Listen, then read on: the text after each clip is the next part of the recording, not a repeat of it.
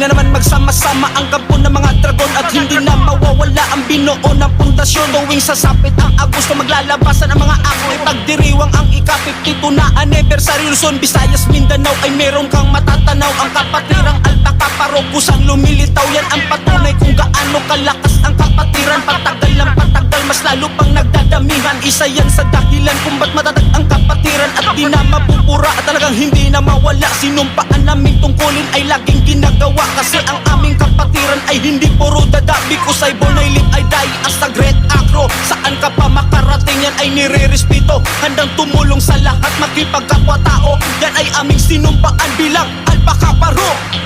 Itaas ang kamay, sabay iwagan.